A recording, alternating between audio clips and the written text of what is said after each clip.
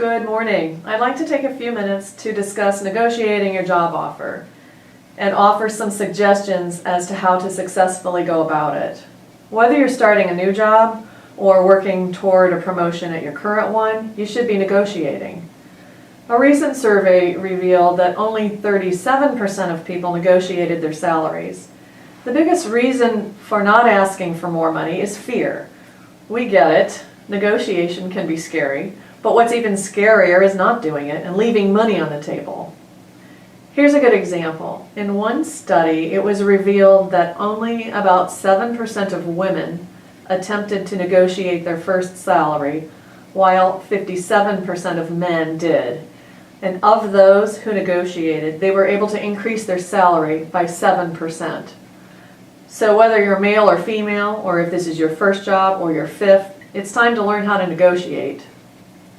You may not feel very powerful before you've officially signed a job offer to accept a position. After all, you aren't even working with the company yet. But the fact is that you have the greatest negotiating power during that short window of time between being offered a job and formally agreeing to take it. Think about it. The hiring manager has already tipped her hand by letting you know she wants to bring you on board. The team has invested time and resources in the interview process. They have an interest in you and they're eager to seal the deal and put you to work. This is the perfect time to talk salary. It's also difficult. In fact, dealing with salary negotiation makes many people so uncomfortable that they end up accepting the first offer without even countering.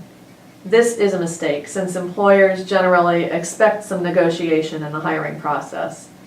They have built negotiation into their offer and oftentimes initially pitch a number that is lower than they can ultimately go. So, how do you go about negotiating a salary that reflects what you're worth? I recommend the following 2 steps. The first is research. You need to arm yourself with some sort of market data on average salaries for your position, keeping in mind that certain parts of the country pay more than others. As you're doing your research, you're likely to come up with a range that represents your market value. It can be tempting to ask for something in the middle of the range, but instead you should ask for something toward the top. This will build in a small cushion of cash slightly above the actual number you want, so that if they counter and offer less than you asked, you'll still be happy with the results.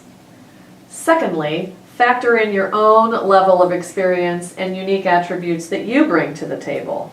This really is key. You need to be able to confidently speak to your skills and abilities in an interview setting, and may need to refer back to these ideas as the negotiation process gets underway.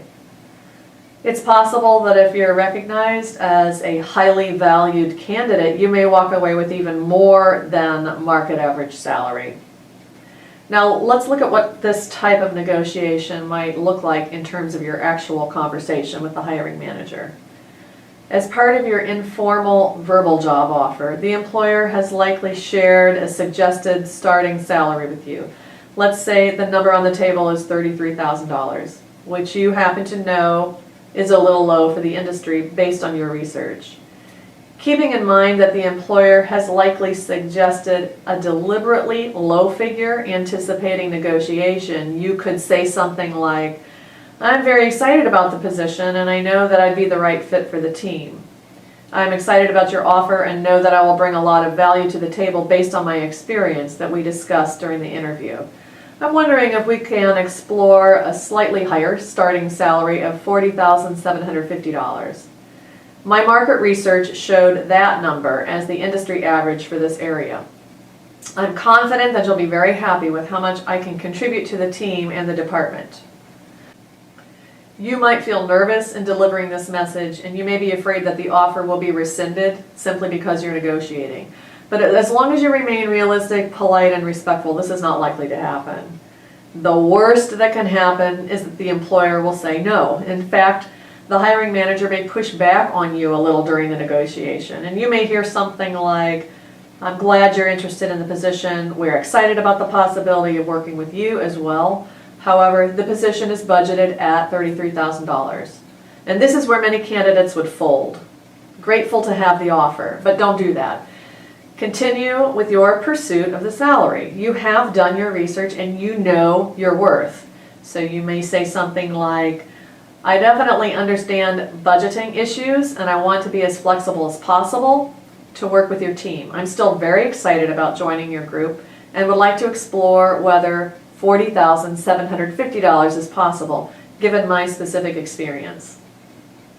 And at this point, here's a tactic you could employ. Remember I mentioned how important it is to be able to speak to your strengths?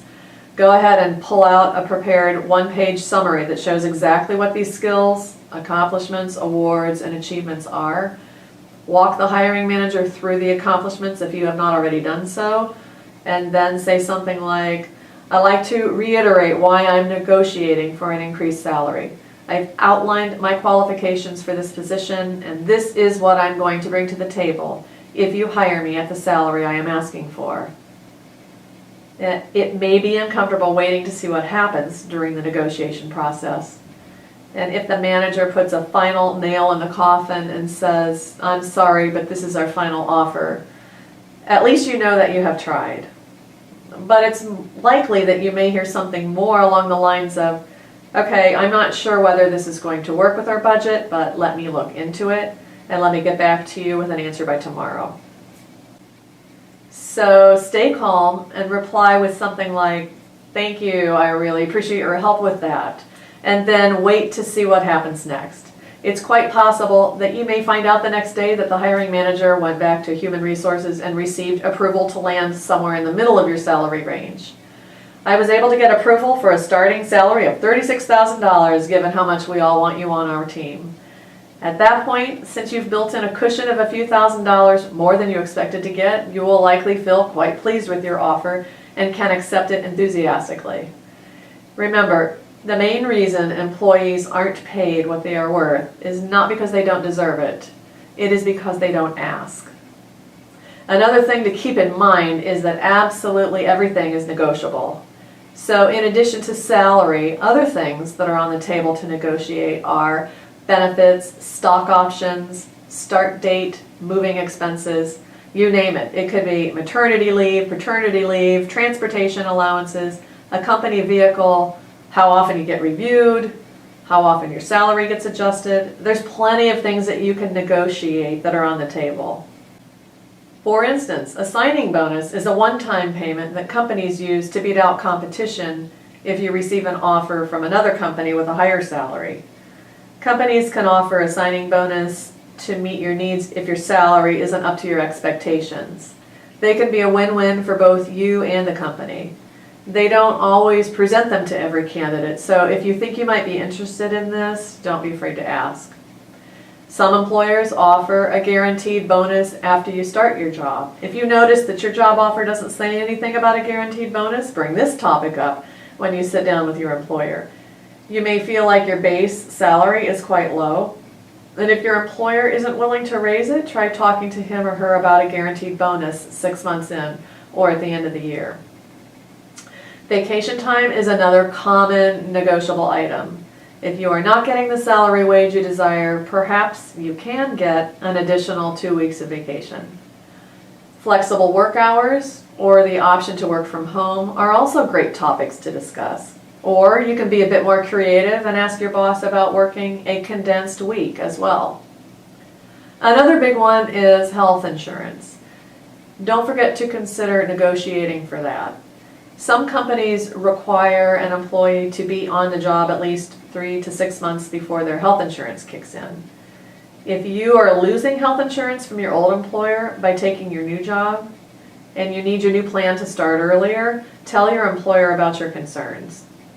You could also ask for education stipends to further professional development. This would demonstrate to your employer your desire to heighten your professional development and convey to your new boss that you're always looking to improve yourself. Or perhaps there is a specific professional organization you may wish to join, and you can negotiate to have your employer pay the membership fee. The most important thing that you need to be aware of is that you do have options. They won't necessarily be presented to you, and it's up to you to be prepared to raise these options when the time comes. I've also got a few additional tips for you. Number one, when you're coming up with your desired salary, You should ask for a very specific number, say $24,750 rather than $25,000.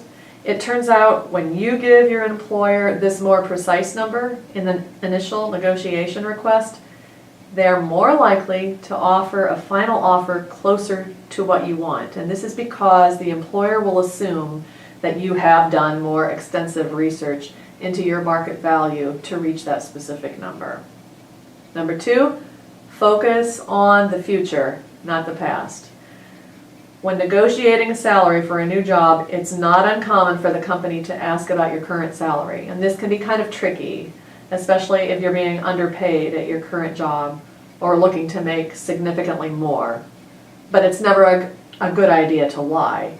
Instead, give your current number, including benefits, bonuses, etc., and then quickly move the conversation along to explain the number you're looking for, focusing on explaining your new skills or responsibilities, your market value, and how you're looking to grow. Number 3, do a bit of stealth research prior to and during the interview. Through targeted questions you ask in the interview, you may be able to discover what the current goals and issues are in the company. And then you can bring solutions to the table in the negotiation process as a way to help justify your case and make it more compelling for them to negotiate in your favor. And number 4, finally, don't fear the no. It's not really a negotiation if we're asking for something we know our bargaining partner also wants. Negotiation is a conversation whose goal is to reach an agreement with someone whose interests are not perfectly aligned with yours. So understand that the no is just part of the process. It is not a statement of how you're doing. And as with any skill, practice makes the negotiation process easier. So try it out whenever you have the opportunity. And remember, the main reason employees aren't paid what they are worth is not because they don't deserve it, it is because they simply do not ask. So get out there, be confident, do your research, and negotiate.